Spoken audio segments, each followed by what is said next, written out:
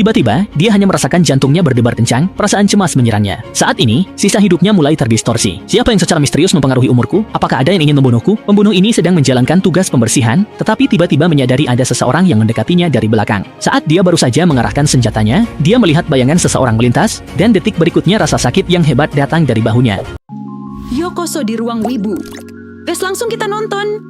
Berkat anggota, pendirian klub yang sempurna hanyalah masalah waktu. Dan untuk terus berkembang, selama bertahun-tahun ini, dia dengan pengawalan Peng Hao berkeliling kota, memilih mitra dagang cocok dari orang. Dunia ini memiliki banyak orang yang terganggu oleh uang. Dia membantu para ayah yang terbebani, dan juga membantu orang tua yang menjual diri mereka demi uang. Tentu saja, beberapa dari mereka tidak hanya gagal keluar dari kesulitan, tetapi malah terjebak lebih dalam rawa keinginan. Namun baginya, waktu hanyalah alat tawar-menawar dalam jual-beli. Dia tidak memiliki sifat baik atau buruk, semua penderitaan adalah pilihan mereka sendiri. Dan seiring dengan umur yang dia beli, dia merasakan bahwa waktu telah lama terikat padanya seperti bagian dari tubuhnya.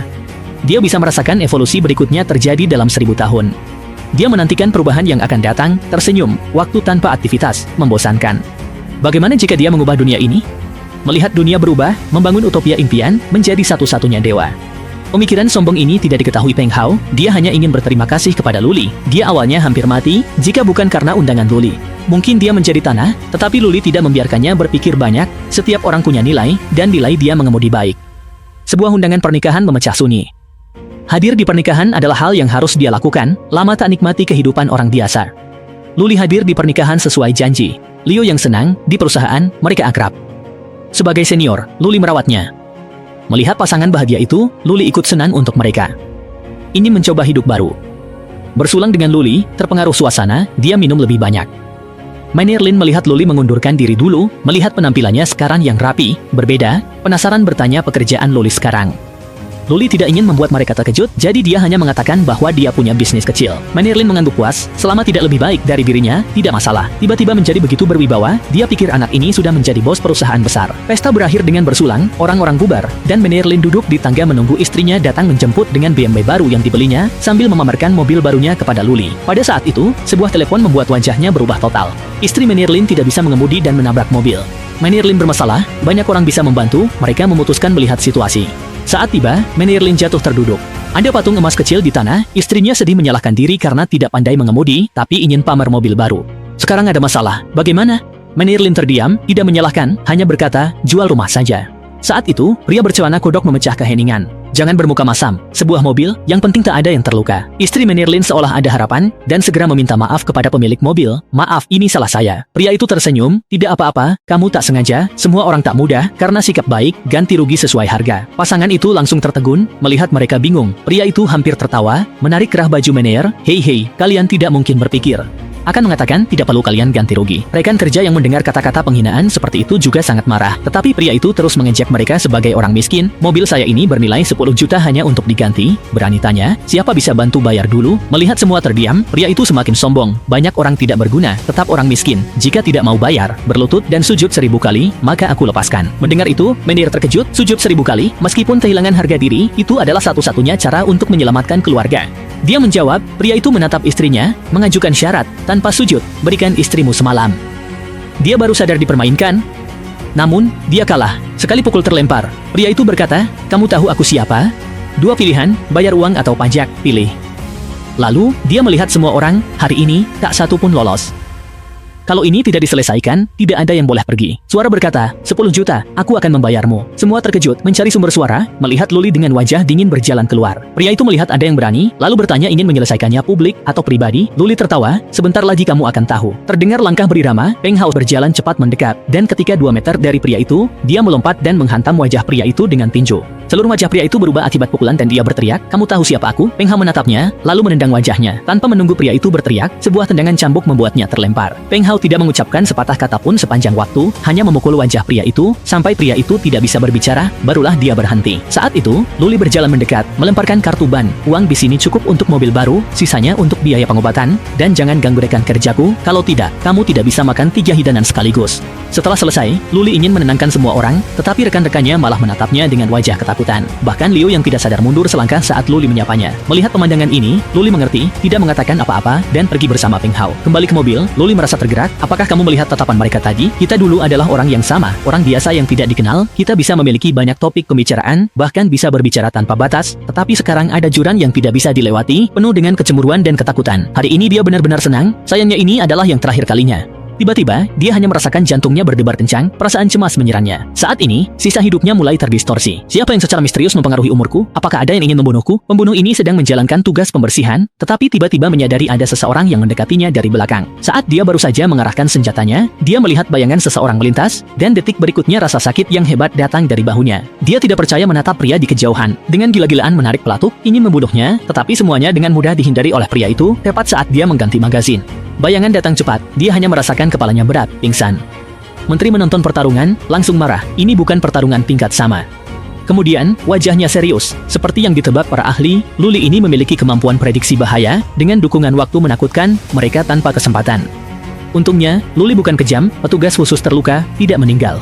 Dia bertanggung jawab atas percobaan ini. Di permukaan, mereka mencapai kesepakatan dengan Luli, pihak resmi akan mendefinisikan ini sebagai tindakan pribadi. Dia siap menjadi kambing hitam, orang berbahaya, jika tidak diuji, bagaimana bisa tenang. Saat itu, Peng Hao bertanya kepada Luli apakah perlu menyisakan orang hidup. Di permukaan mereka masih di kubu yang sama. Luli bersiap memberi mereka kesempatan lagi, percobaan yang tidak puas ini bisa dimaklumi. Negara mana yang akan mentolerir keberadaan di luar kendali? Dan dia mengizinkan mereka melakukan pelanggaran sekali saja. Jika ada lain kali, sementara itu, Luli menerima telepon dari teman lama, orang yang menjual nyawanya 2 kali untuk gadis tercantik di sekolah, Zhang Bowen. Usianya baru 20-an, tapi tampak seperti pria paruh baya. Luli tidak terkejut dengan ini, dia tahu pria ini akan mencarinya lagi. Saat Zhang Bowen melihat Luli, dia berlari menyapa, "Tuan Lu, Anda masih seperti dulu, tidak berubah." Luli hanya tersenyum, sebaliknya, Tuan Zheng, Anda terlihat agak lelah, sepertinya yang Anda habiskan bukan hanya uang. Jika saya tidak salah ingat, ini adalah pertemuan kita yang ketiga, bukan? Jadi kali ini, berapa banyak waktu yang ingin Anda jual kepada saya? Zhang Bowen sedikit ragu-ragu melihat ke arah Luli, bisakah saya melihat berapa lama lagi saya bisa hidup? Begitu kata-katanya selesai, Luli melambaikan tangannya, dan sisa umur pria itu langsung ditampilkan. Zhang Bowen melihat data tersebut dan sangat gembira. Semuanya benar-benar luar biasa, ternyata dia masih memiliki lebih dari 50 tahun umur. Kemudian dia tertawa, ini kekayaan besar. Luli melihat Zhang Bowen agak gila, penasaran apa yang dia lakukan. Menghadapi Luli, Zhang Bowen sejak lulus, kurang pengalaman, dia selalu dipersulit, gajinya kecil dan dipanggil seenaknya, dia muak bergantung pada orang lain. Karena bekerja tidak dihargai, dia memutuskan bisnis sendiri, tetapi bisnis butuh banyak uang, jadi dia memikirkan Luli, dia memohon Luli membantunya. Kali ini, Luli memandang pria ini, tersenyum dingin, aku hanya berurusan denganmu. Kemudian, dia menatap Zhang Bowen dengan tatapan menggoda, berapa lama kali ini? Saat ini, Zhang Bowen menelan ludah, sekitar 4 tahun. Luli tidak membujuknya, mengeluarkan jam saku, 4 tahun umurmu, aku terima.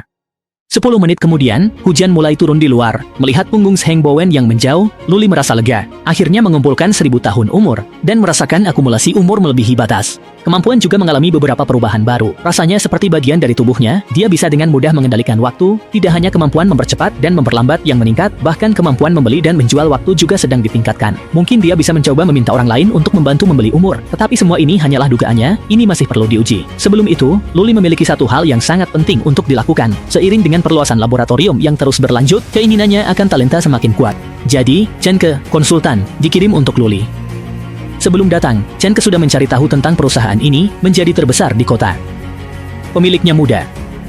Luli langsung membicarakan urusan penting. Dia memiliki pabrik farmasi dan 2 laboratorium, dan talenta fisika dan material baru, dengan gelar doktor, sebanyak mungkin. Chen Ke mengatakan talenta itu berpenghasilan tinggi, dan merekrut mereka mahal. Luli acuh tak acuh. Dia tidak memiliki konsep tentang nilai, hanya mengatakan Chen Ke bahwa harga bisa ditentukan, masalah uang bukan masalah. Sebagai seorang headhunter, dia tahu gaji yang menarik target, hanya dengan satu kalimat, dia yang menentukan harga. Luli yang membayar.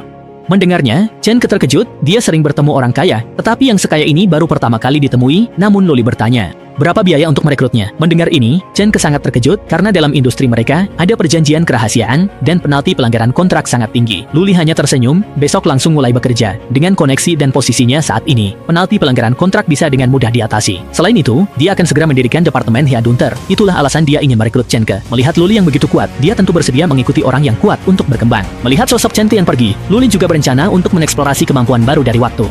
Tampak Peng Hao memikul jam berdiri dan berjalan, lalu meletakkannya di lantai. Luli menatap jam berdiri di depannya dengan senyum misterius, apa yang 1000 tahun umur panjang berikan. Kemudian, dia mulai mengaktifkan kemampuannya, mencoba mempercepat waktu pada jam tersebut hingga 1000 kali lipat, dan seperti yang dia duga, percepatan 100 kali dan 1000 kali memiliki efek yang sama. Keduanya dapat mempertahankan keadaan stabil yang tidak berubah di dimensi waktu lain. Hanya saja dalam bidang waktu 1000 kali lipat, dia bisa melakukan lebih banyak hal. Dengan suara klik dari jam saku di tangannya, waktu kembali normal. Peng Hao mengira Luli sudah siap untuk memulai, tetapi sebenarnya, Luli sudah menyelesaikan ujiannya. Peng Hao terkejut, meski dia sudah terbiasa dengan kecepatan 100 kali lipat, dia tidak menyadari eksperimen Luli. Luli menjelaskan ini adalah percepatan waktu 1000 kali lipat berevolusi, dan kamu akan merasakan kecepatan 1000 kali lipat. Peng Hao terkejut lagi, karena jika kecepatan 100 kali lipat sudah membuatnya tak tertandingi, maka dengan 1000 kali lipat, bukankah dia akan menjadi tak tertandingi? Luli juga sangat puas dengan hasil uji ini, tapi masih ada yang harus diuji, perlambatan waktu 1000 kali lipat. Karena efek perlambatan menyebabkan situasi, dia tetap meminta Peng Hao untuk menjauh. Tak disangka, Peng Hao malah menjauh secara berlebihan hingga jauh, membuat Luli hanya bisa tersenyum kecut. Segera setelah itu, dia mulai mengaktifkan kemampuannya, dan jam saku itu memancarkan cahaya emas. Saat perlambatan waktu, tanah. Saat dia mengira bahwa bidang perlambatan berhasil, tiba-tiba tanah retak, dan bandul jam melesat seperti misil yang melaju kencang.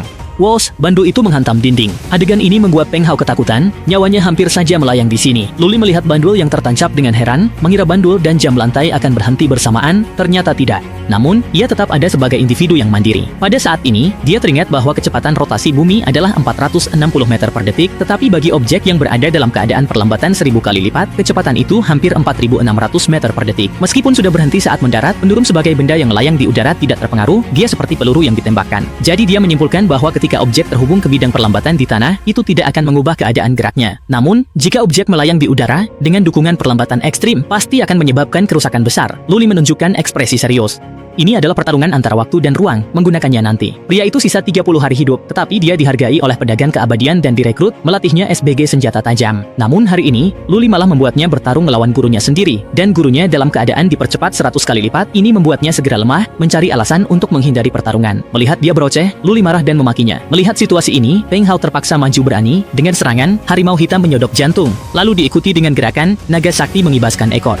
Pertarungannya terlihat serius, tetapi Luli melihat dia masih tidak serius, dan wajahnya menjadi tegang. Peng Hao tahu bahwa bosnya marah, jadi dia bersiap untuk bertarung. Saat itu, Zhang Xiao mendengus dan menyerang. Dengan percepatan, meskipun Peng Hao berusaha menghindar, dia tetap terkena pukulan. Serangan dalam percepatan 100 kali lipat ini, hampir tidak terlihat, dan hampir tidak mungkin menangkap bayangannya. Namun, setelah bertahun-tahun berlatih, meskipun Peng Hao tidak bisa mengalahkan percepatan waktu, dia masih bisa menangkap jejak gerakan lawannya. Namun, ini bukanlah efek yang diinginkan Luli, yang dia inginkan bukan hanya unggul, tetapi dominasi total. Segera, dia menggunakan kemampuannya untuk memberikan percepatan waktu 1000 kali lipat kepada Peng Hao yang membuat Zhang Xiao terkejut. Melihat Peng Hao di depannya seperti seorang sayan, dia tiba-tiba merasa sedikit takut dan pertarungan antara keduanya pun berbalik dari saat itu. Tiba-tiba Peng Hao menghilang, lalu berubah menjadi beberapa bayangan yang menyerang Zhang Xiao, dan kemudian Zhang Xiao pun dihajar tanpa ampun. Selama detik, dia melayang di udara tanpa jatuh. Melihat ini, Luli tersenyum puas. Inilah efek yang dia inginkan. Meskipun Zhang Xiao memiliki percepatan waktu 100 kali lipat, tetapi menghadapi Peng Hao yang didukung 1000 kali lipat, dia tak dapat melihat bayangannya, apalagi melakukan perlawanan yang efektif. Karena dalam hal waktu, dari 0 ke 100 dan dari 100 ke 1000, ini bukan hanya memperbesar 10 kali lipat, mereka berada di tingkat yang berbeda. Saat ini, Peng Hao lebih semangat bermain, dengan satu gerakan cepat dia sudah berada di belakang Zhang Xiao, bersiap untuk melakukan serangan jahat padanya. Hanya terdengar jeritan Zhang Xiao yang menggema di dalam arena latihan. Beberapa saat kemudian, Luli akhirnya menghentikan lelucon ini. Pada saat itu, Peng Hao sudah dalam keadaan babak belur, dan Luli puas dengan hasil pertarungan kali ini. Kemudian dia meminta Zhang Xiao dan Peng Hao untuk membentuk sebuah tim kecil. Dia menyuruh Zhang Xiao mengumpulkan semua anggota baru di game, tetapi tidak terburu-buru untuk melatih mereka, melainkan meminta Peng Hao, sesuai dengan instruksinya sebelumnya, membawa mereka ke sebuah pemandian air panas mewah untuk bersantai. Di ruang sauna, Peng Hao tidak tahu mengapa Luli melakukan ini, tetapi Zhang Xiao mengerti, Tuan Lu ingin para pendatang baru ini mengalami kehidupan mewah dan senang ini, dan begitu keinginan itu terbuka, mereka tidak akan bisa kembali lagi. Selama seminggu ini, mereka menikmati perlakuan yang mungkin tak dirasakan lagi seumur hidup, pesta mewah, ditemani wanita. Dan Luli ingin mereka mengerti bahwa hanya dengan mengikutinya, nasib mereka bisa berubah total. Namun ada pengecualian, Wang Zijiu tidak bergabung, mereka tetap berlatih tinju setiap hari. Dia tahu betul bahwa tidak ada makan siang gratis di dunia ini, cepat lambat, semua harus dibayar. Seperti yang dia duga, seminggu kemudian, Zhang Xiao tiba-tiba mengumpulkan mereka semua. Melihat mereka tampak malas, dia tidak bisa menahan diri untuk mengejek semua orang. Apakah kalian pernah berpikir, pekerjaan seperti apa bisa sepadan dengan kehidupan mewah seperti ini? Mendengar ini, semua orang terkejut, hanya Wang Zijiu yang sudah menyiapkan mentalnya, kita adalah pisau tajam. Luli memandang Wang Zijiu dengan puas. Dia paling suka orang cerdas yang tahu situasi, segala sesuatu di dunia ini adil, hanya dengan usaha keras kita bisa mendapatkan imbalan. Jika ingin kehidupan penuh kemewahan ini, harus melalui pelatihan dan penderitaan paling ekstrim. Hanya yang kuat yang akan diakui oleh klub abadi. Jadi secara ketat bisa dikatakan,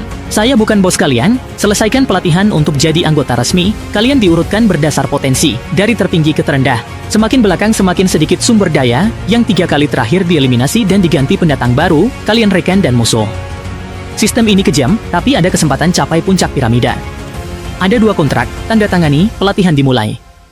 Namun, saya ingin mengingatkan kalian, begitu kontrak ini berlaku, nyawa kalian tidak lagi sepenuhnya milik kalian. Saya tidak akan memaksa kalian, meskipun kalian tidak menerima pekerjaan ini, kalian masih bisa bersenang-senang selama beberapa hari. Namun setelah itu, kalian harus kembali ke dunia asal kalian, ke jalur hidup kalian. Tetapi jika kalian ingin mencoba mengubah nasib kalian, maka tanda tangani kontrak dan ikutlah dengan saya. Di tepi pantai panas, prajurit kuat menjalani latihan keras. Seperti dugaannya, setelah menikmati kemewahan, tak satu pun menyerah. Dan saat ini, dia menggunakan kemampuan percepatan waktu agar tim cepatnya menyelesaikan beban latihan 1 tahun dalam beberapa hari. Jadi sekarang, Luli tak bisa lengah sedetik pun. Setelah latihan beberapa hari, semua menyadari setiap hari terasa panjang, dan hanya di tempat mereka matahari cerah, sementara di sisi lain laut selalu gelap gulita, sehingga mereka menyimpulkan mereka bergabung dengan organisasi tak biasa. Luli terbuka memberitahu semua. Kekuatan tak terjelaskan, semua jadi prajurit mandiri, berkelana menjalankan misi, membunuh dan melihat darah. Namun, semua ini ditukar dengan imbalan besar dan kesempatan jadi luar biasa. Tapi sebelum itu, kalian harus paham, ini bukan permainan, sekali bergabung, tak bisa keluar. Dan saya, pemilik klub, punya kuasa penuh atas hidup mati kalian. Kemudian, Luli berkata, yang sudah siap, maju selangkah. Ini terakhir kali saya bertanya. Begitu kata-kata itu selesai, Wang Zijiu menjadi yang pertama maju, kemudian yang lainnya satu persatu memilih untuk bergabung, ini kesempatan terakhir bangkit. Jika mereka menyerah sekarang, seumur hidup takkan ada kesempatan lagi. Daripada hidup biasa, lebih baik bertaruh besar dan jadi luar biasa. Luli, melihat mereka, tahu saatnya memberi tugas pertama. Untuk menguji mereka, Luli memilih 3 target. Zhao Dahua di perdagangan luar negeri, Wang Hai mantan tentara bayaran pensiun, dan Hu Baoshan pedagang info pasar gelap. Ketiga orang ini memiliki peran penting dalam pengembangan klub di luar negeri, jadi Luli meminta Peng Hao dan Sang Xiao masing-masing memimpin satu tim, dan harus segera membawa ketiga orang tersebut ke hadapannya. Kali ini bukan hanya untuk ujian, anggota baru juga merupakan ujian bagi Peng Hao. Meskipun Sang Xiao adalah senjata yang berguna, dia pada akhirnya bukan anggota inti. Menghadapi instruksi Luli, Peng Hao juga bertekad dalam hati bahwa dia tidak akan mengecewakan harapan tuannya. Sehari kemudian, mereka tiba di kota tempat target berada, dan tim kecil Peng Hao sudah mengunci kendaraan Zhao Dahua. Untuk menghindari membunyikan alarm, Peng Hao meminta anggota tim menyelinap. Namun, pengemudi lawan juga bukan orang sembarangan, menyadari ada yang tidak beres. Peng Hao bersiap menjaring, tetapi lawan bertindak di luar dugaan, meski lampu hijau, mereka tidak bergerak. Dia merasa ada yang salah. Sebelum bertindak, Zhao Dahua mempercepat melewati lampu merah. Peng Hao tahu dirinya ketahuan, segera memerintahkan bawahannya mengejar. Ini tugas pertama tim kecil mereka, target tidak boleh kabur. Untungnya dia menyiapkan penyergapan. Anggota tim lainnya mengemudikan mobil mereka sejajar dengan target, langsung menghalangi dan memperlambat laju lawan. Dalam situasi seperti ini, para pengawal tidak bisa berbuat apa-apa. Peng Hao melompat dari atap mobil, menerjang, mengangkat lengannya dan menghantam mobil mereka. Sebelum orang-orang bereaksi, Peng Hao cepat membalikkan tubuh, menendang jendela, dan sedetik kemudian, lengannya di bahu Zhao Dahua. "Halo, Tuan Zhao, bos kami ingin bertemu dengan Anda." Di koridor sebuah hotel mewah, beberapa pengawal pingsan tersebar, dan pria berlari telanjang adalah orang nomor 2, Hu Baoshan. Dibandingkan dengan kecepatan dan aksi di sisi Peng Hao, di sisi Sang Xiao ini hampir tanpa usaha, Hu Baoshan hanya seorang pebisnis, dan dibandingkan dengan Zhao Dahua yang sudah lama berkecimpung di Afrika, dia masih kurang waspada. Dengan tertangkapnya 2 target ini, titik penentu dari pertandingan ini ada pada tentara bayaran terakhir. Namun sebelum itu, mereka harus mengantar kedua orang ini ke tempat Luli. Dengan cepat, kedua orang itu dibawa ke dalam klub. Pertemuan yang tiba-tiba ini membuat mereka masih kebingungan, namun Luli memecah keheningan. "Selamat datang, teman-teman. Ini adalah klub dan saya adalah pemiliknya. Anda bisa memanggil saya Tuan Lu. Kali ini saya mengundang Anda berdua untuk membicarakan sebuah bisnis." Begitu kata-kata ini keluar, Hu Baoshan langsung marah. "Mana ada yang menculik orang untuk berbisnis? Dan anak buahmu itu tidak bertanya apa-apa, langsung saja menamparku. Apakah ini cara kalian menjamu tamu?" Luli merasa sedikit tak berdaya, dia merebak pasti ini ulah Zhang Xiao yang kasar, yang selalu bertindak dulu berbicara. Di samping, Zhao Dahua masih mencoba mengelak. Mengaku hanyalah seorang pedagang biasa, mereka salah orang. Namun, Luli langsung membongkar identitas aslinya, seorang pedagang terbesar di Afrika, berhubungan dengan banyak raja dan jenderal. Hu Baoshan tidak tahan lagi, dan bertanya kepada Luli apa maunya. Luli tersenyum dingin, "Ini adalah 2 kontrak pembelian waktu. Saya harap kalian menggantikan saya mengumpulkan umur tak berguna dari dunia, meski berisiko." Namun, keuntungannya juga sangat besar. Melihat kedua orang itu tampak tidak percaya, Luli terpaksa melanjutkan dengan cara lamanya, menayunkan tangannya, dan waktu seketika membeku, umur mereka berdua juga terlihat di atas kepala mereka. Berbeda dengan ketakutan Hu Baoshan, Zhao Dahua malah tampak bersemangat. Jika Luli benar-benar bisa memperdagangkan waktu, apakah setelah menerima penugasan, mereka juga akan memiliki kemampuan ajaib seperti itu? Hu Baoshan saat ini masih ragu-ragu, setelah memastikan kembali niat Luli. Dia ingin tahu jika bekerja sama, keuntungan apa yang bisa dia dapatkan. Luli tersenyum, menunjuk umur di atas kepalanya. Hu Baoshan mengerti dan mengangguk, setuju. Sementara itu, Zhao Dahua sudah bersemangat, tetapi Luli menahan mereka karena klien lain belum datang. Pria itu target klub keabadian. Keluar, dia sadar diikuti, jadi dia melukai beberapa pemula, lalu berbalik lari, karena berdasarkan pengalaman perang, dia tidak berpikir hanya satu tim kecil datang menangkapnya. Dugaannya tidak salah. Peng Hao mengamati secara diam-diam, ini pertarungan taktis dengan Zhang Xiao. Jika dia bertindak gegabah, dia tidak akan menang, saatnya berpikir lebih. Wang Zijiu belum mengerti niatnya. Peng Hao tersenyum dingin. Wang Hai mengira sudah lolos, di ujung gang, dia dihadang oleh Zhang Xiao. Melawan lawan tangguh, Zhang Xiao dari pasukan khusus pun lelah. Wang Hai bentuknya seperti beruang, tapi larinya cepat. Keduanya mempercepat langkah mereka, segera menyerang satu sama lain, tetapi serangan Zhang Xiao meleset saat Wang Hai meluncur di bawah kakinya sejauh 2 meter, lalu dengan beberapa langkah cepat, dia melompati tembok dan menghilang. Zhang Xiao mengumpat kejar dia. Wang Hai terus berlari bingung, selama dia kembali ke negara ini, dia sudah sangat rendah hati. Siapa sebenarnya yang ingin menangkapnya? Tidak tahu sudah berapa lama berlalu. Wang Hai bersembunyi mengintai Zhang Xiao dan timnya. Dia memilih darah kumo ini karena ahli perang gerilya. Dia tertawa sinis, para amatir ini seumur hidup tidak akan bisa menangkapku. Namun, kecepatan untuk membalikkan keadaan begitu cepat. Anak buah Zhang Xiao elit cepat menemukan jejak Wang Hai, tim lain segera datang mendengar suara itu. Diserang banyak orang, Wang Hai langsung menggunakan taktik mengganti kulit, melarikan diri bertelanjang dada. Semua ini disaksikan oleh Wang Zijiu. Dia tidak lupa mengejek anggota tim lawan, banyak orang tak bisa mengejar target. Ini terlalu bodoh, kembali dan latihan gerakan tubuh. Mendengar ini, semua orang marah, berani, turun dan bertarung dengan kami. Namun, Wang Zijiu menunjukkan senyum aneh, aku berterima kasih pada kalian karena telah menguras tenaga target. Sebagai hadiah kecil, kakak akan mentraktir kalian permen. Dia melambaikan tangan, dan anggota tim lainnya dari tim Peng Hao juga muncul, mengambil ember, dan menuangkan sirup ke 4 orang di bawah. Seketika, suara makian mulai terdengar di gang. Sementara itu, Wang Hai yang terus berlari sudah kelelahan.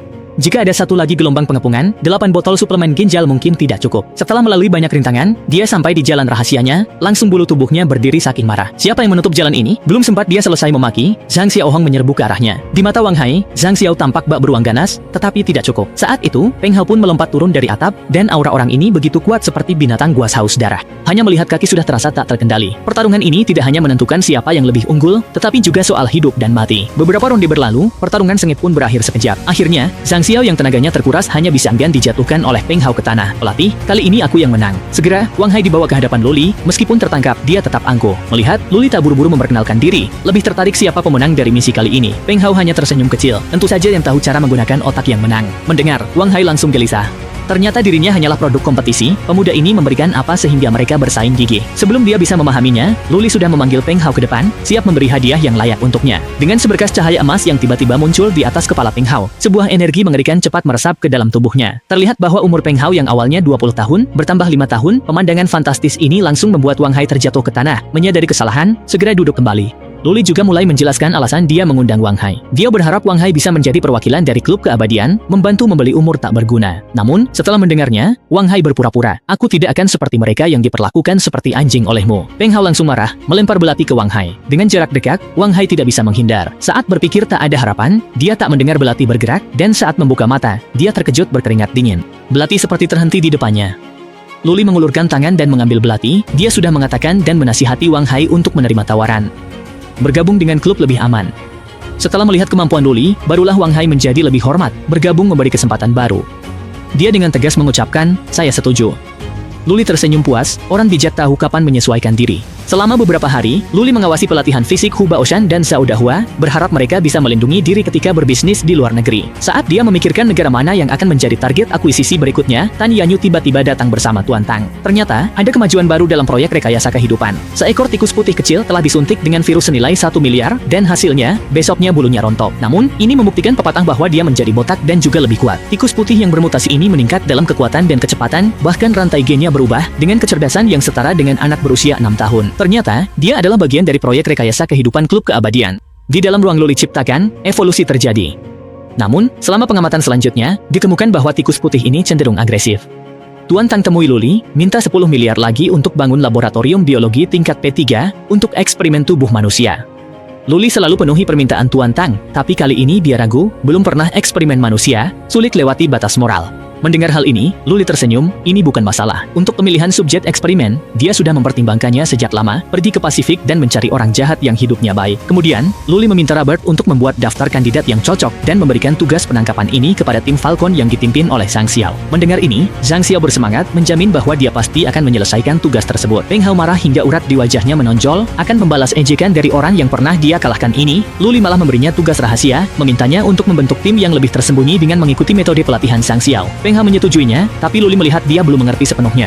Luli menekankan makna tugas, dia berbicara tentang lebih tersembunyi. Wang Hawan terkejut, kemudian pandangannya menjadi fokus, dan dia menyetujuinya. Pada saat itu, Robert tiba-tiba memotong mereka, karena dia menemukan dari basis data talenta global bahwa ada seorang ahli ekologi top di Provinsi Tenggara, dengan posisi setara Tuan Tang, dan telah mempresentasikan penelitian tentang hubungan antara tanaman dan tanah di berbagai konferensi akademis terkenal, yang akan sangat membantu rencana penciptaan klub. Luli gembira, menemukan talenta. Dia langsung mengunjungi ahli top ini bersama Tuan Tang. Tuan Hou sedang berjalan di taman untuk mencari bahan. Dia suka siaran langsung di platform kecil, membahas tanaman dan serangga. Saat menjelaskan kepada sekelompok burung dan monyet, muncul dua bayangan hitam di belakangnya, adalah Tuan Tang dan Luli yang datang semalaman. Kedua orang itu melihat Tuan Hou tulus seperti anak kecil, dan merasa menarik. Hanya dengan hati murni seperti ini bisa menjadi sarjana top. Dan Luli memang membutuhkan talenta murni penuh semangat seperti ini. Dia melambaikan tangan besarnya, dan jam saku di tangannya berdengung. Kemudian jangkrik di pohon itu diselimuti oleh bidang waktu, bermetamorfosis dengan kecepatan terlihat jelas. Pemandangan aneh ini langsung membuat Tuan Hou terkejut, mulutnya bergumam, tidak mungkin, bagaimanapun dia adalah seorang ilmuwan. Dia belum pernah melihat serangga bermetamorfosis cepat. Saat dia kebingungan, Tuan Tang di belakangnya bercanda, sudah tua begini, hati-hati kalau jatuh, bukan hal main-main. Tuan Hou melihat ke belakang, terkejut, pria tua ini sangat mirip dengan Tang Sauru yang sudah meninggal. Namun, dia segera menghentikan pikiran yang tidak masuk akal, bagaimana mungkin seseorang bisa bangkit dari kematian? Saat itu, Luli maju perlahan, jika jangkrik bisa bermetamorfosis dan terlahir kembali, mengapa manusia tidak bisa? Segala sesuatu bisa abadi. Tuan Hou, masih banyak rahasia di dunia ini yang belum bisa Anda sentuh. Tuan Hou tampak tidak percaya, merasa ini benar-benar omong kosong dan tidak masuk akal. Melihat dia tidak percaya, Luli sekali lagi mengangkat tangan kirinya. Menggunakan perlambatan waktu, jangkrik emas itu langsung terbungkus waktu, menjadi kecil lagi. Tuan Hou sangat terkejut, ini tidak sesuai konsep pabrik, bagaimana Anda melakukannya? Luli tersenyum tipis, panggil saya Tuan Lu, pedagang keabadian yang menjual waktu. Tuan Hou tidak memperhatikan Luli, malah bergumam tentang perdagangan waktu. Tuan Tang kesal dengan sikap ini. Lihatlah sekali lagi, apakah Anda belum menyadari siapa saya? Tuan Hou melihat ekspresi seriusnya, dan saat ini, dugaan yang tidak nyata pun menjadi kenyataan. Saat itulah dia juga memahami bahwa perdagangan waktu yang disebutkan oleh Luli benar-benar dapat mengendalikan umur makhluk hidup. Luli kemudian mengungkapkan maksud kedatangannya, yaitu untuk menciptakan dunia mikro yang sepenuhnya baru bersama Tuan Tang. Dia yakin dengan pengetahuan Tuan Tang, pasti bisa menyeimbangkan ekosistem dunia mikro tersebut. Tuan Hou pun terkejut dengan ide Luli. Belum lagi pencapaiannya cukup, pertumbuhan juga lama. Jika dia ingin bergabung, dia harus melihat evolusi cepat. Luli mendengar permintaan Tuan Hou, tanpa ragu, menyetujuinya. Jika dia tidak mau menerima, maka dia harus menggunakan kejutan untuk meyakinkannya.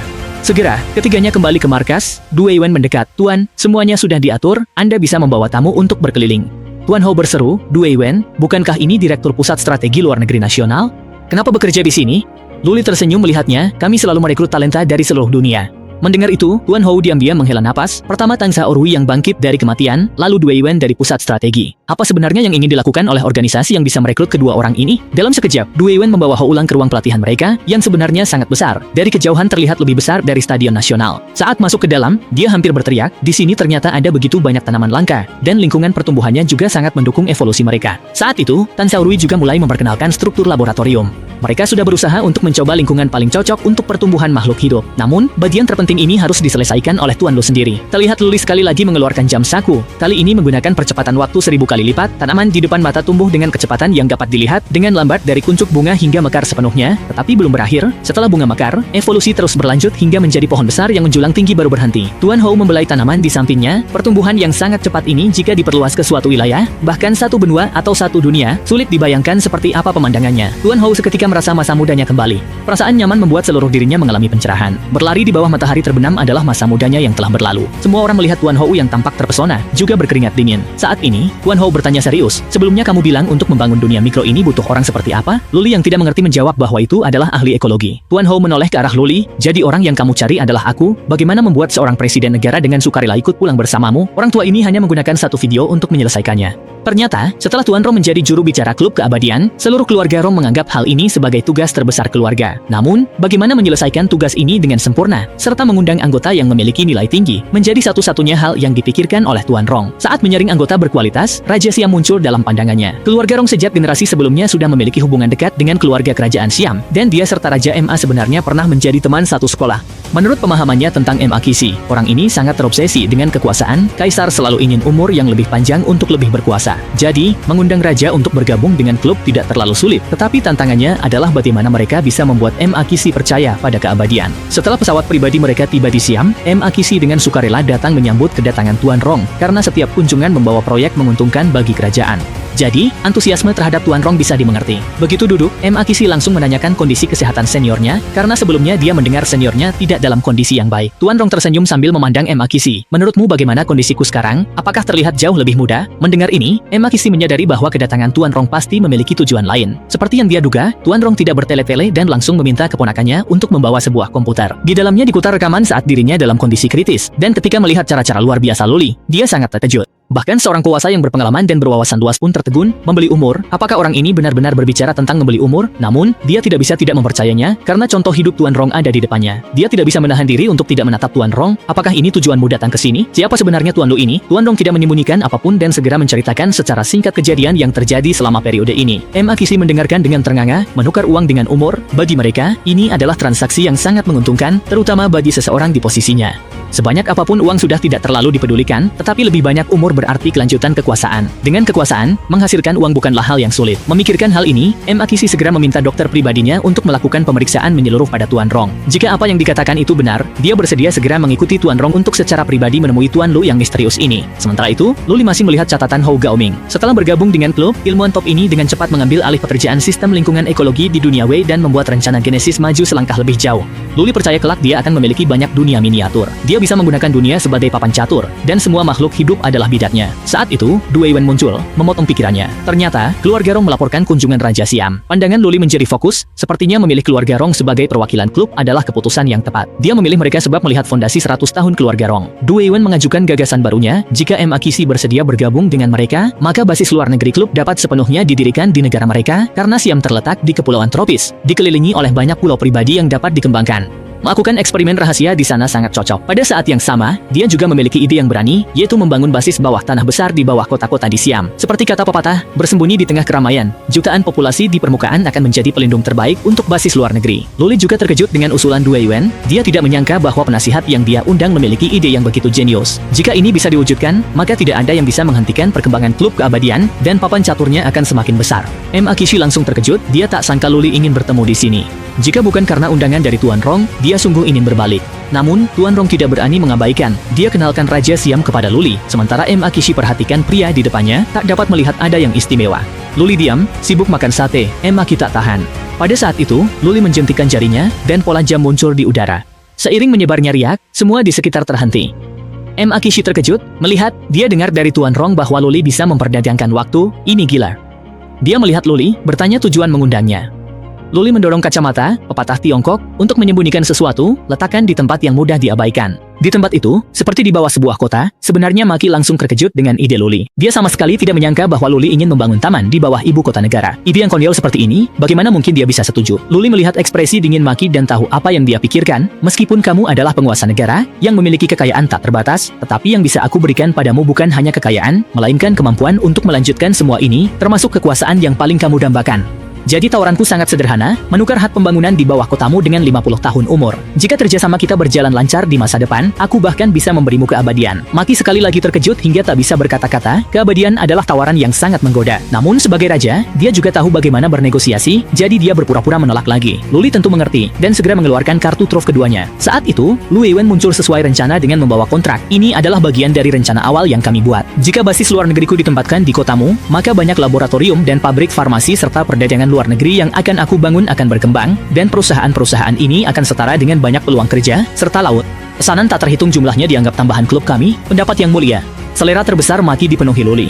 Kerjasama disepakati. Saat ingin bahas lanjut dengan Luli, Luli langsung serahkan ke Du Weiwen, karena urusan profesional lebih baik diserahkan ke ahli. Kemudian, dia minta Du Weiwen bawa kontrak. Tuan Rong kira Luli buru-buru tanda tangan, segera mencegahnya, karena sebagai agen, dia punya pandangan pendirian basis luar negeri. Masih banyak detail perlu disepakati. Luli melihat dia salah paham, tertawa. Jangan khawatir, kontrak ini untukmu. Mendengar itu, Tuan Rong melihat itu kontrak penjualan selama 3 tahun, gratis. Luli melihat dia tidak mengerti, memintanya segera mengambil pena dan menandatangani namanya. Ini hadiah untuk kerja kerasnya membantu klub merekrut anggota. Setelah Tuan Rong menandatangani kontrak, penampilannya berubah dengan kecepatan yang terlihat oleh mata, kerutannya berkurang. Pemandangan ajaib ini membuat Maki terkejut. Mendengar satu hal, melihat sendiri, orang ini berubah. Muda, jika dia ragu tentang jual beli waktu, maka Tuan Rong di depan mata ini bisa disebut tumbuh muda. Keajaiban ini luar biasa. Pria ini seperti dewa, dia semakin mantap bekerja sama dengan Luli. Tuan Rong yang muda kembali sangat senang, berdiri, meregangkan lengan, dan menggoyangkan kaki. Menjadi muda memang menyenangkan, Maki puas dengan kerja sama ini minum lagi dengan Luli. Tetapi Due Wen langsung melanjutkan pembicaraan, dan mereka mulai membahas basis luar negeri mereka. Sekejap mata datanglah hari kedua, Luli menerima laporan dari Robert, 3 agen kembali. Hari ini, ketiga perwakilan tersebut diam-diam dari Afrika, melapor kepada Luli. Di mata Luli, kuarsa cepat berputar, pantas disebut talenta terbaik. Mereka mengakuisisi 1000 tahun. Luli puas, tampaknya di bawah batasan kontrak.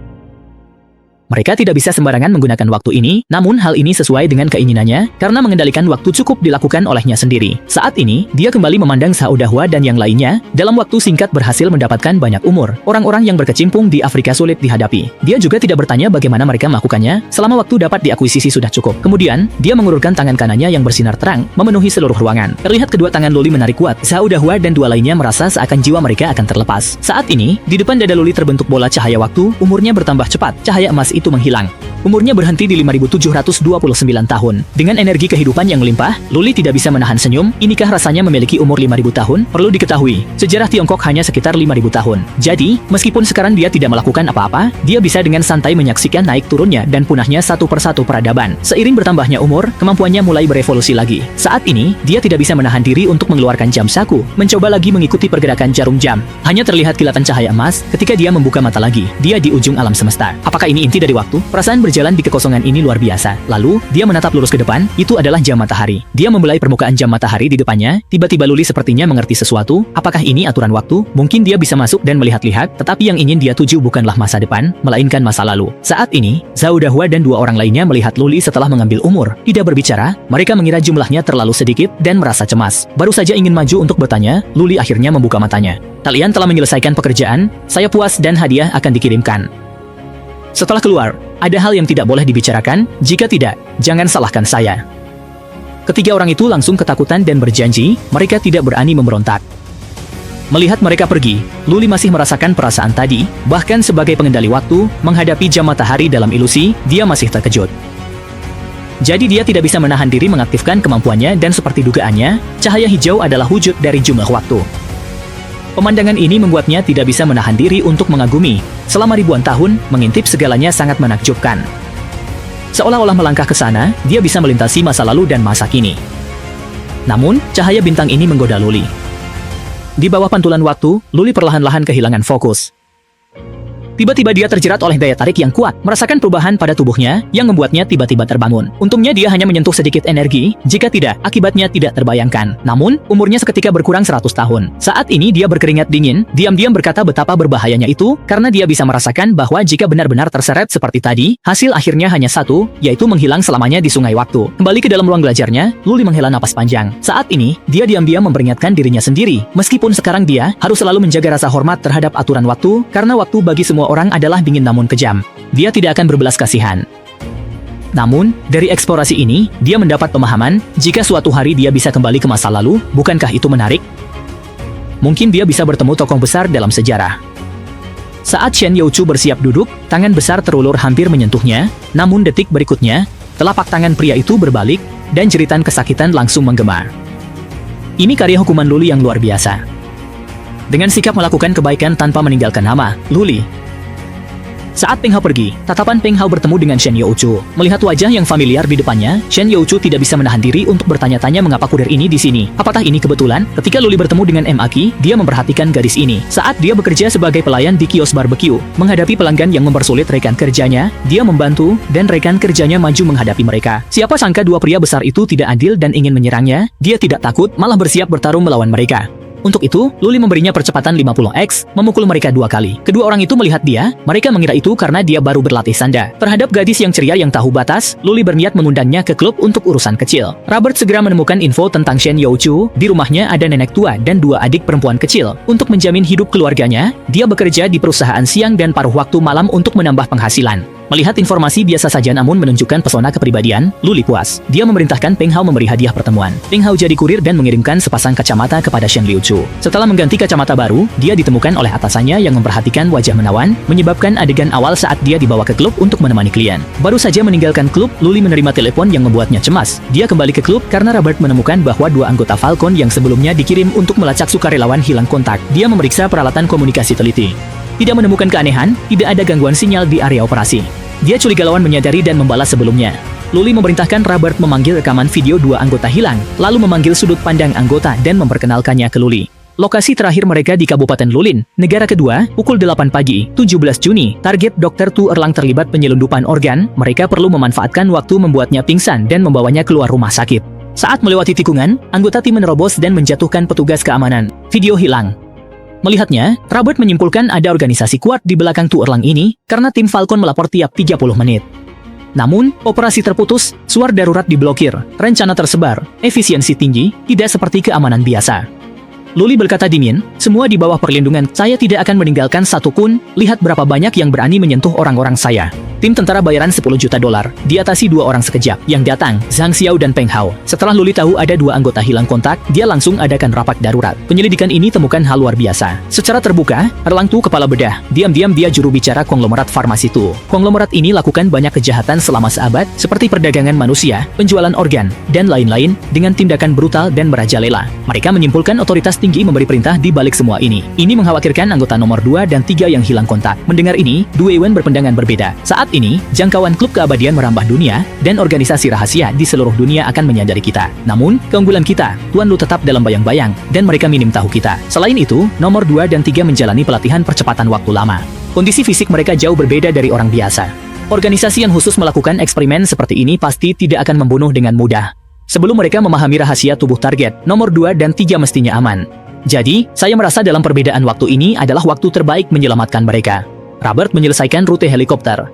Peng Hao bertanya pada Tuan Luli diam, bagaimana dengan aturan pertempuran? Luli memandangnya berkata dingin, jangan biarkan satu pun lolos. Melalui koordinat, kedua orang menyelamatkan nomor 3 sebelum tentara bayaran datang. Sementara itu, nomor 2 dirantai dan dikurung di sebuah ruangan. Saat pintu besar terangkat perlahan, seorang pria tua dan 2 petugas keamanan masuk. Mendengar ketiganya berbicara dalam bahasa asing, nomor 2 menyapa ketiga Jepang. Begitu dia selesai berbicara, sebuah tinju menghantam wajahnya. Saat itu, pria tua itu menghentikan anak buahnya dan mendekati nomor 2 untuk menutup mulutnya. Setelah bertukar pandang, pria tua pergi dengan bawahannya. Setelah mereka pergi, nomor 2 terkejut mengeluarkan kunci yang diselipkan pria tua ke mulutnya. Dia tidak mengerti keinginan pria tua. Sekelompok dokter dan petugas keamanan masuk lagi. Saat dokter akan menyentuh kepala nomor 2, dia langsung melepaskan diri dari ikatan, memukul dokter terlempar dengan satu pukulan. Lalu dia mengangkat kursi dan berlari maju, melompat dan melemparkan kursi itu, serentak 2 orang lagi diatasi. Petugas keamanan terakhir yang sadar mencoba mengeluarkan pistol untuk menembak. Jari menahan pelatuk, lalu nomor 2 mengayunkan tangan kiri dengan borgol menembus dagu petugas. Pria tua melepas masker dan berkata, anak baik, kali ini aku menang. Namaku Si Hei Sing, ahli neurobiologi. 2 tahun lalu, aku ditipu oleh Sucia Foundation dan dipaksa meneliti manusia ilegal. Aku ingin melarikan diri, tapi tak ada kesempatan. Hingga hari ini, kemunculanmu memberiku harapan. Sendirian berani menyerang, dan dari kondisi fisikmu, pasti ada sesuatu yang luar biasa di belakangmu, bukan? Melihat pria tua bernama Dean yang menunjukkan niat baik kepadanya, nomor 2 terjebak dalam keraguan. Dia tidak tahu apakah harus mempercayainya atau tidak. Dia ingin menunggu bantuan datang, tetapi demi keamanan, dia mengikuti arahan Si Hei Sing untuk melakukan tes kebugaran. Bagi orang yang dengan tangan kosong bisa mengalahkan beberapa tentara bayaran, Sucia Ariro menjadi gila. Dia sekarang sangat ingin membedah setiap inci otot nomor 2 dengan tangannya sendiri. Untungnya Si Hei Sing dengan keras mencegahnya. Ini hanya memberinya waktu setengah hari. Melihat nomor 2 yang kembali berada di dalam sel, Si Hei Sing merasa cemas. Cepatlah putuskan, Sucia Ariro iblis. Jika kamu tidak segera membuat keputusan, kita semua akan mati. Anak muda, waktu kita sedikit. Mendengar kata waktu, sudut bibir nomor 2 tak bisa menahan tersenyum. Tuan Hei, kamu tahu apa itu waktu? Kamu tahu dampak besar yang bisa diberikan waktu kepada seseorang? Sementara itu, di dalam bandara Sakura, Robert dan temannya berjalan keluar. Saat itu, Robert mengambil ponselnya dan berkata, Tuan Peng dan Sang terlibat baku tembak singkat dengan pihak lawan, dan nomor 3 sudah aman. Mereka akan tiba di rumah aman bersamaan dengan tim Falcon. Mendengar ini, Luli tersenyum tipis dan berkata, beritahu mereka untuk tidak terburu-buru, tunggu aku datang, hari ini aku akan membuat mereka terkesan. Orang-orang Luli tak terganggu. Berapa lama waktu yang dibutuhkan untuk membuat sebuah pulau jatuh? 20 detik cukup. Ternyata setelah tiba di rumah aman, Robert meretas sistem menemukan nomor 2, dikurung di ruang bawah tanah sebuah gedung. Melihat orang tua di layar, Luli terkejut, memerintahkan Robert menyelidiki. Nama belakangnya Heishi, usianya 88 tahun, memimpin penelitian proyek neurologi, berwibawa di bidang neurologi, fokusnya evolusi manusia. Setelah dia menerbitkan makalah tentang potensi evolusi manusia, dia menghilang. Sekarang tampaknya ini perbuatan keluarga Tsuchiya. Mendengar, sudut bibir Luli terangkat. Talenta seperti Shihei-shin sangat penting untuk perkembangan klub. Dia segera memanggil tim Falcon. Misi ini adalah menyelamatkan rekan mereka. Memastikan keselamatan rekan mereka harus membawa Shihei-shin kembali hidup-hidup. Saat Luli memberikan perintah, Robert juga telah mengambil alih semua jaringan di pulau itu. Melihat hal ini, Luli segera mengaktifkan pemuatan waktu, memberi mereka 20 detik, dan berharap semua orang berburu senang. Detik berikutnya, semua lift di gedung terbuka serentak. Anggota tim Falcon menyerang, dalam sekejap mayat bertebaran di mana-mana. Alarm menggema. Melihat dia tak dapat menghubungi bawahannya, Tsuchimura Jiro merasa tidak percaya. Apa-apaan ini? Apakah pertahanan keluarga Tsuchiya begitu mudah ditembus? Apakah ini ulah rekan dari bahan eksperimen itu? Sial, ternyata ada yang lebih dulu dari kami dalam meneliti manusia super. Tetapi dia tidak bisa mengubah apapun lagi. Dia segera memerintahkan pengawalnya untuk membawa nomor 2 dan Shihei-shin pergi bersamanya. Sementara itu, di dalam penjara bawah tanah, nomor 2 yang mendengar alarm segera membujuk Shihei-shin untuk melepaskannya agar mereka bisa pergi bersama. Melihat dia begitu tenang dan percaya diri, Shihei-shin yakin kekuatan organisasi di belakangnya. Segera, keduanya meninggalkan penjara bawah tanah. Ketika melihat pintu besar yang menghalangi jalan mereka merasa pusing. Lalu pintu itu terbuka dengan sendirinya, Shihei-shin terkena. Melihat jarum suntik yang familiar di tangannya, saat itu Tsuchiya Jiro muncul mencibir. Ini adalah neurotoksin yang kamu kembangkan sendiri. Ada 5 menit untuk menikmati hidupmu. Begitu kata-katanya selesai, pengawal di sekitar Tsuchiya Jiro langsung jatuh ke tanah, dan di detik berikutnya, sebilah pisau militer menembus dadanya. Dia terkejut, tidak tahu apa yang sebenarnya terjadi. Dengan gemetar, dia menoleh dan melihat Pang Hao yang seperti hantu, dan Pang Hao menendang Tsuchiya Jiro yang terjatuh. Melihat orang yang seperti hantu itu, Shihei-shin tertegun di tempat, tidak menyangka di detik berikutnya Pang Hao akan menyerangnya. Ketika dia membuka mata lagi, dia menemukan seorang pemuda sedang tersenyum padanya. Melihat semua orang menunjukkan rasa hormat kepada Luli, Shihei-shin mengerti, orang di depannya pasti bos yang disebut nomor 2. Melihat bos muda, Shihei-shin berpikir ini hasil evolusi manusia. Dia menatap Luli dengan enggan dan berkata, saya punya banyak pertanyaan tentang evolusi manusia untuk Anda. Sayangnya saya akan segera mati oleh racun saya sendiri. Waktu tersisa sedikit. Luli menatapnya tenang dan berkata, Profesor Shihei, tampaknya Anda kurang memahami waktu. Luli menunjukkan kontrak dan memperkenalkannya di klub saya. Ada ilmuwan yang bijaksana, prajurit yang kuat, dan penasihat yang strategis. Tujuan kami adalah menciptakan dunia baru yang indah dan menyelesaikan evolusi akhir dari kehidupan. Dr. Shihei, Anda adalah orang yang beruntung dan juga talenta yang saya butuhkan. Bergabunglah dengan kami, ini bukan hanya sebuah kontrak, tetapi juga jimat penyelamat. Sambil berbicara, Luli melambaikan tangan, menunjukkan sisa umur Shihei. Umur Anda tinggal kurang dari 5 menit, pilihan ada di tangan Anda. Shihei-shin menatap dengan tidak percaya pada semua ini yang bisa langsung mengintervensi umur manusia. Ini benar-benar seperti dewa.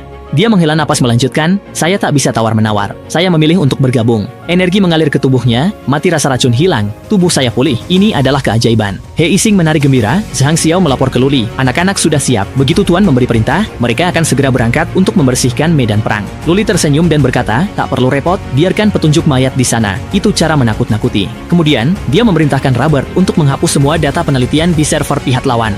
Setelah ke klub, Luli juga melaporkan kepada Due Yuan. Untuk penyelamatan mendapatkan seorang profesor neurologi manusia, dia puas. Namun, setelah mendengarnya, Due Yuan tampak serius dan memandang Lulin, organisasi lawan kita adalah tingkat 2. Saya tahu kemampuan Anda unggul, tetapi kita akan menghadapi musuh lebih banyak, dan tingkat teknologi yang mereka kuasai di beberapa bidang bahkan mungkin jauh melampaui apa yang saat ini ditunjukkan oleh masyarakat. Kita tidak bisa menjamin selalu unggul atas musuh. Saya rasa Anda harus selalu waspada, lebih baik tetap rendah hati. Mendengar, Luli tersenyum, saya mengerti maksudnya. Kemudian dia membawa Due Yuan ke kantor, melihat rekaman video, Due Yuan tertegun, melihat setiap anggota tim bergerak dengan dukungan Luli, dengan tugas jelas dan efisiensi tinggi. Due Yuan tidak bisa tidak merasa terkejut, karena ini bukan pertempuran dari dimensi sama. Melihat Due Yuan terkejut, Luli tersenyum tipis dan berkata, tak perlu introspeksi, karena pengingat Anda, saya adakan pertemuan evaluasi ini. Dalam legenda, bahkan dewa bisa terkena dampak buruk kesombongan, Anda mengingatkan saya dan seluruh klub untuk berhati-hati melangkah. Kali ini saya berterima kasih kepada Anda, melihat Luli yang dewasa dan bijaksana di depan mata. Due Yuan merasa ada yang aneh, dengan kekuatan bertambah. Dia merasakan ada sesuatu yang hilang dari Luli yang biasanya dimiliki oleh orang normal, tetapi dia tidak bisa mengetahui apa itu. Pendekar pedang telah selesai berdiskusi. Luli kemudian menyuruh mereka pergi, dan memanggil orang-orang di luar untuk masuk. Ketiga orang ini adalah agen yang beberapa hari lalu membawa waktu ribuan tahun untuk Luli. Terhadap kedatangan ketiga orang ini, Luli agak terkejut, mereka sudah kembali dengan hasil melimpah. Mendengarnya, Wang Hai menyerahkan beberapa tiket lotre kepada Luli, menunjukkan ini adalah hasil pemikiran mereka bertiga.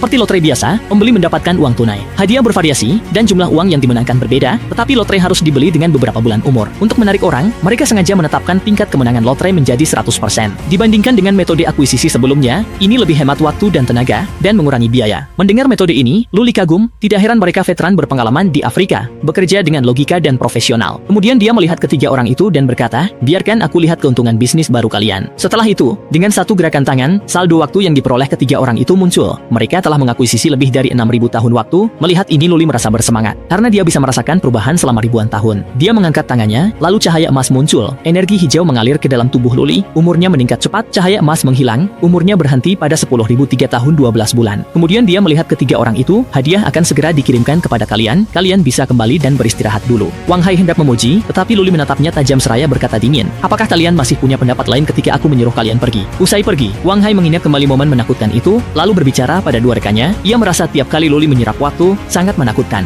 Mendengar ini, kedua rekannya merasa Wang Hai terlalu memikirkan hal itu. Dia juga tidak bisa melanjutkan pembicaraan. Saat ini, di dalam kantor, Luli melihat energi di tangannya, ekspresinya gila. Sebuah pusaran muncul di sekelilingnya. Saat dia membuka matanya, dia kembali ke sungai waktu. Jam matahari di depannya, umurnya 10.000 tahun, dia memutuskan kali ini harus menemukan cara benar memutar balik waktu. Sungai waktu kembali menyedotnya. Saat dia merasa kesal karena akan gagal, dia menemukan bahwa aliran di sekelilingnya telah stabil, tetapi waktu masih terus berlalu. Saat itu, banyak bola cahaya hijau muncul di sekelilingnya, dan di dalam bola cahaya tersebut muncul banyak adegan peristiwa yang pernah terjadi, dan semuanya berfokus pada klub sebagai latar utama. Melihat ini, Luli tampaknya memikirkan sesuatu. Apakah ini bisa dipahami bahwa saya sekarang masih berdiri di ruang rapat klub, tetapi waktu sedang mundur? Semua hal di dalam bangunan ini bergerak menuju masa lalu, sampai bangunan ini kembali ke titik koordinat sejarah tertentu.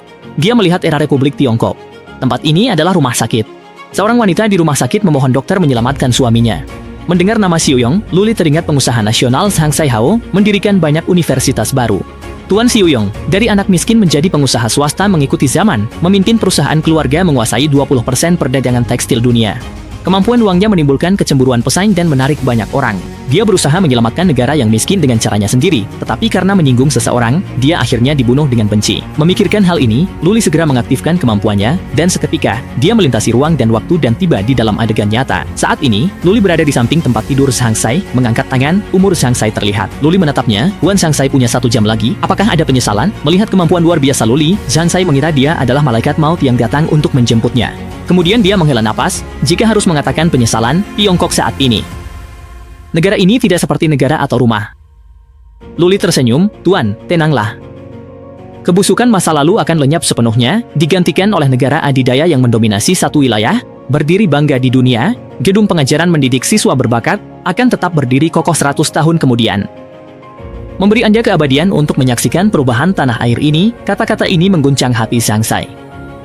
Namun, ketika memikirkan keluarganya, dia kembali ragu. Melihat ini, Luli menatapnya dan berkata dengan dingin, Tuan Zhang, saya ingin mengingatkan Anda, apapun pilihan yang Anda buat, di dunia dan waktu ini, Anda sudah mati. Dan alasan saya memberi Anda kesempatan adalah karena 100 tahun kemudian, saya membutuhkan perawatan bisnis seperti Anda untuk bergabung dengan klub keabadian saya, membantu saya menciptakan dunia yang baru. Apakah Anda tidak ingin tahu bagaimana nasib orang-orang yang menyakiti Anda di belakang akan berakhir? Mendengar ini, Zhang Sai langsung setuju dengan Luli. Dia ingin melihat bagaimana nasib para pengkhianat negara itu. Setelah menandatangani kontrak, dia mendekati keluarganya dan berpamitan dengan istrinya. Setelah mengurus para pemain, dia pergi ke tempat yang disepakati dengan Luli. Melihat ini, Luli berkata tenang, Nyonya Ning bisa hidup sampai usia 97 tahun. Saat itu saya mengizinkan Anda untuk kembali melihatnya, tetapi sebelum itu Anda tidak boleh kembali ke negara ini. Terhadap permintaan Luli, Zhang Sai tidak berani menentang. Melihat punggung Zhang Sai yang pergi, Luli merasa terharu. Bagi saya, ingin pergi ke era hanya sekejap, sementara dia harus menjalani hidup yang panjang. Waktu benar-benar hal yang menakutkan. Tiba-tiba, suara klik memutuskan pikirannya. Gadis itu dengan malu-malu mengatakan bahwa dia hanya ingin mencoba hadiah yang diberikan ayahnya, bukan sengaja melakukannya. Terhadap tindakan gadis itu, Luli tidak merasa terganggu. Dia malah lebih penasaran, di ruang waktu yang bukan miliknya ini, apakah gambar ini akan tetap ada. Tiba-tiba, terdengar suara perkelahian yang keras di sebelah. Melihat preman memukul anak kecil dengan tangan dan kaki, gadis itu segera ingin maju untuk berdebat. Melihat ini, Luli dengan cepat menarik jam tangannya, menunjukkan bahwa hal kecil seperti ini biar dia yang urus. Saat dia masih mengancam para preman, tiba-tiba dia ditarik kembali ke sungai waktu. Apakah aku mengganggu jalannya waktu orang lain? Tampaknya aturan perjalanan waktu ini masih perlu dieksplorasi. Sementara itu, di tepi sungai yang mirip dengan kenyataan sebelumnya, Chen Youchu sedang berbicara di telepon dengan neneknya, dan saat menutup telepon, dia menyadari bahwa orang dan benda di sekitarnya semuanya berhenti, dan detik berikutnya, Luli tiba-tiba muncul di depannya.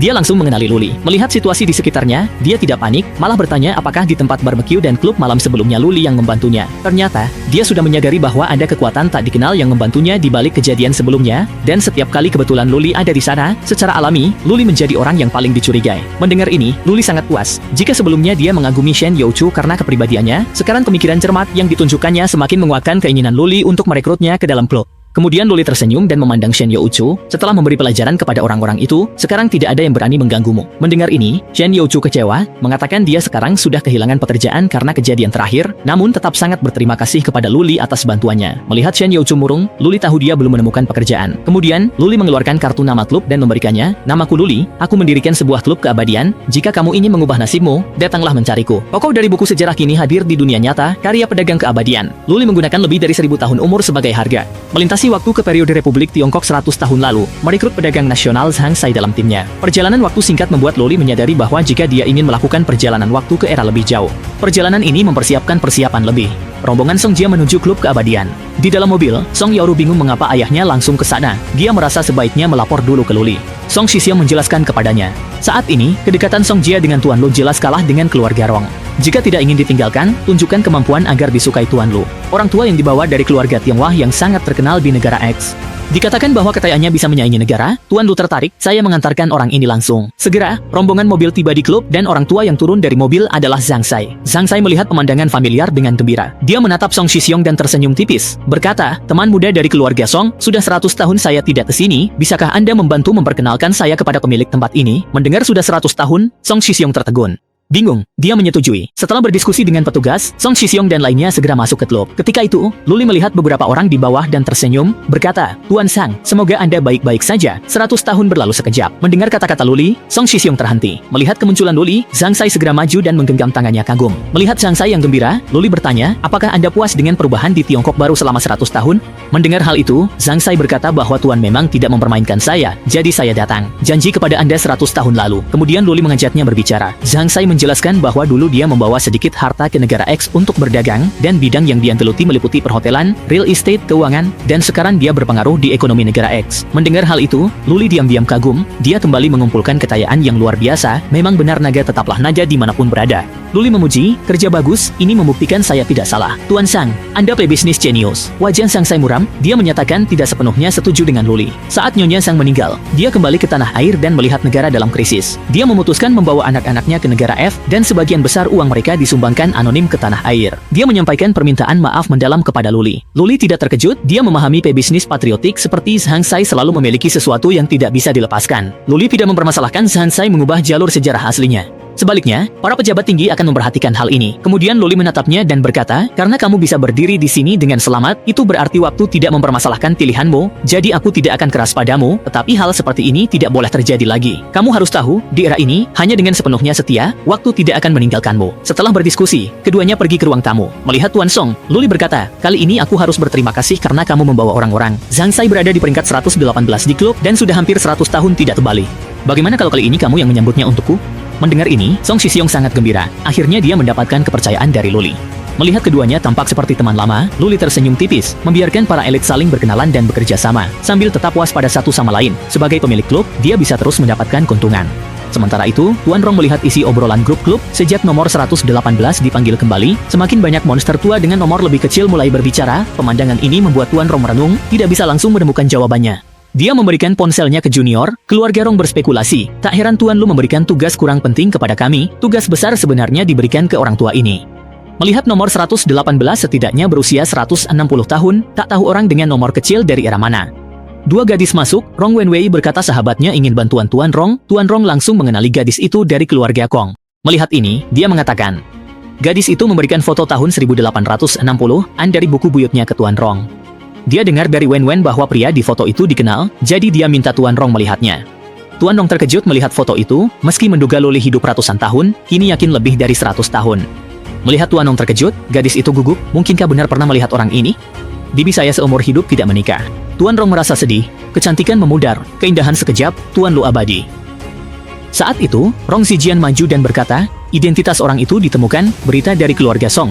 Keluarga Zhang menguasai industri ekonomi negara X. Kepala keluarga baru kembali beberapa hari lalu, nama orang itu Zhang Sai Wenyan. Tuan Rong kesal. Kesempatan direbut Tuan Song, tampaknya orang tua itu lama tidak senang. Dia melihat dan tersenyum pada gadis itu. "Ya Lei, apakah kakekmu masih berbisnis di sini?"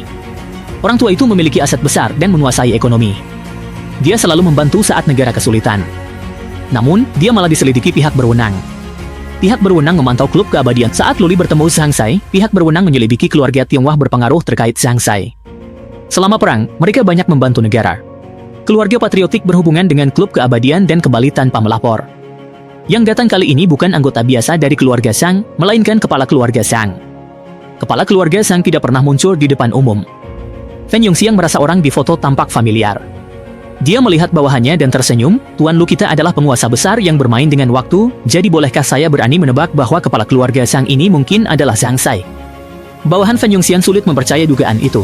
Zhang Sai dibunuh 1926, dan dari penyelidikan Luli, keduanya tidak mungkin terkait. Jika benar seperti yang dikatakan Fan Yongxiang, itu berarti Luli bisa berinkarnasi di periode berbeda, atau dia makhluk tua yang abadi. Memikirkan hal ini, bawahannya tidak bisa menahan diri untuk merasa merinding, karena ini melampaui pemahamannya. Fan Yongxiang tersenyum dan berkata, "Saat ini, Tuan Lu belum merugikan negara kita, jadi kita tidak perlu terlalu panik. Mari kita adakan rapat untuk membahasnya." Di sisi lain, di dalam klub, Luli memberitahu Zhang Sai bahwa tugas utama adalah membangun basis penting untuk klub keabadian di kota Sidu di Sidu. Para peneliti akan rahasia pergi ke negara X, kamu harus memastikan tindakan kerahasiaan dan keamanan dilakukan. Mendengar hal ini, Du Weiwen yang berada di samping merasa terkejut. Dia tahu bahwa Luli setuju rencana basis di negara T dengan MA, kekurangan tenaga. Luli melihat Du Weiwen dan menjelaskan, "Telur tidak boleh disimpan dalam satu keranjang, Anda lebih paham arti ini daripada saya. Rencana besar kita untuk melihat ke depan ratusan atau ribuan tahun, saat itu khawatir beberapa basis ini tidak cukup menampung banyak orang. Dari zaman kuno hingga modern, banyak bintang manusia, tidak melewatkan satu pun." Du Weiwen terkejut, "Apakah panggilan Tuan akan ada banyak orang datang? Berapa tahun orang-orang itu lalui? Dan dari arah mana Tuan berasal?" Luli tidak memberitahu kebenaran. Setelah menyelesaikan tugas dengan Zhang Sai, Luli pergi ke ruang pelatihan. Sekarang dia harus segera menjelajahi metode untuk mengatasi waktu dan penolakan, agar bisa kembali ke masa lalu dan mengundang lebih banyak orang untuk mengisi kekosongan yang sebelumnya ada di klub. Pada abad ke-19, para ilmuwan modern mengalami kemajuan pesat, dengan berbagai disiplin ilmu mencapai terobosan besar, dan banyak ilmuwan jenius lahir di era ini. Semua ini adalah orang-orang yang ingin direkrut oleh Luli. Untuk itu, dia harus terus memurnikan kemampuannya. Setelah mencapai 10.000 tahun terakhir kali, dia samar-samar merasakan sungai waktu itu. Ada hubungan antara percepatan waktu miliknya dengan sungai waktu itu. Dia segera mengangkat tangan, menggunakan percepatan 10.000 kali lipat. Bola emas berkumpul di udara, tampaknya berhasil, namun umur Luli berkurang drastis. Dia menggenggam tangannya yang gemetar, berkeringat dingin, menghabiskan 500 tahun, lebih gila dari perjalanan waktu. Kecepatan 10.000 kali lipat ini harus digunakan dengan hati-hati. Di hari yang berlawanan, Luli merenung di kantor tentang masa depan klub, berencana mengumpulkan ilmuwan dari berbagai era.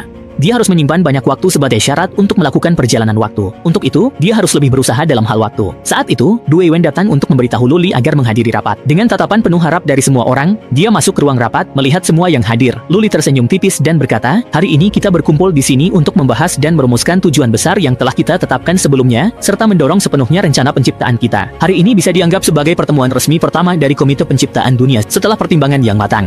Saya memutuskan untuk membangun laboratorium dunia miniatur di barat negara X dan laboratorium 2 didukung kota sihir. Sementara itu, di bawah tanah ibu kota negara T, juga harus dibangun laboratorium besar untuk mendukung. Di samping laboratorium utama, dibangun sebuah laboratorium genetika makhluk bumi. Tidak hanya itu, kedua basis tersebut juga harus dilengkapi dengan laboratorium ekologi tanaman bumi dan laboratorium pendukung dan pabrik pendukung, digunakan untuk menangani pekerjaan logistik dari setiap laboratorium. Semua fasilitas pendukung ini harus segera dimulai pada waktu yang bersamaan."